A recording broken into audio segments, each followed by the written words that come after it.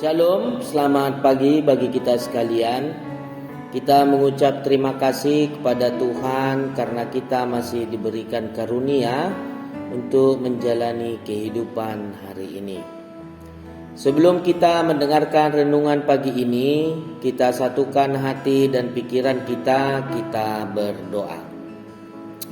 Kasih karunia dan damai sejahtera yang dari Allah Bapa kita, itulah kiranya yang memelihara hati dan pikiranmu di dalam Kristus Yesus Tuhan kita. Amin. Nats renungan di pagi hari ini yaitu Rabu tanggal 26 Oktober 2022 diambil dari buku 1 Korintus 15 ayat 22. Di dalam bahasa Batak dikatakan, ai songonna di bagasan Adam saluhut mate, songoni di bagasan Kristus sude dipangulu. Di bahasa Indonesia dikatakan, karena sama seperti semua orang mati dalam persekutuan dengan Adam, demikian pula semua orang akan dihidupkan kembali dalam persekutuan dengan Kristus. Demikian firman Tuhan. Persekutuan dengan Kristus. Persoalan yang terjadi dalam jemaat Korintus adalah mereka percaya bahwa Tuhan kita Yesus Kristus itu dibangkitkan dari antara orang mati. Tetapi sulit untuk mempercayai adanya kebangkitan orang mati. Dalam kekristenan, kebangkitan adalah sangat penting. Fakta bahwa Tuhan Yesus pada hari yang ketiga bangkit dari antara orang mati mempunyai arti yang sangat penting karena kebangkitannya membuktikan keilahiannya. Namun bagi banyak orang, ketidakpercayaan akan kebangkitan orang mati menjadi masalah besar sampai mereka meragukan kebangkitan Tuhan Yesus. Rasul Paulus dengan tegas dan keras mengajari mereka untuk mempercayai akan kebangkitan orang mati, di mana Paulus mengatakan bahwa jika orang mati tidak dibangkitkan, maka marilah kita makan dan minum, sebab besok kita mati. Dengan kata lain, tidak ada perbedaan antara kehidupan orang Kristen dan orang yang tidak percaya, karena sama-sama akan mengalami kebinasaan. Kalau binasa, untuk apa Yesus bangkit?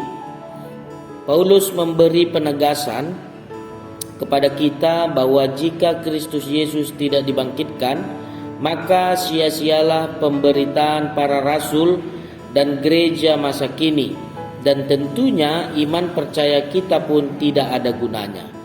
Jika Kristus tidak dibangkitkan, maka kita tidak hidup dan tinggal di dalam dosa yang membuat manusia terpisah dari Allah Sang Pencipta. Jika orang terpisah dengan Allah, maka itu sering disebut memiliki persekutuan yang terpisah dari Tuhan Yesus, atau masih hidup dalam persekutuan dengan Adam.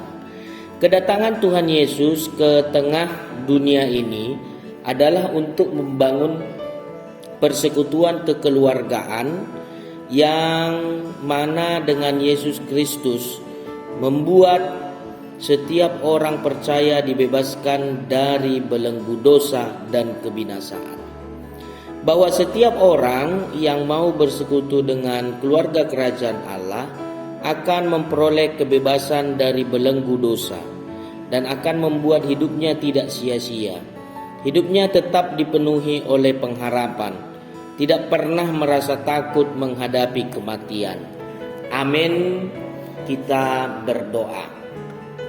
Terima kasih Tuhan, Engkau memelihara kami di pagi hari ini, dan Engkau membangunkan kami dari tempat tidur kami, agar kami dapat melakukan setiap kegiatan kami, aktivitas kami di dalam satu hari ini. Tuhan sertai kami di dalam roh penyertaan Tuhan. Tuhan, hanya Engkaulah sumber keselamatan hidup kami.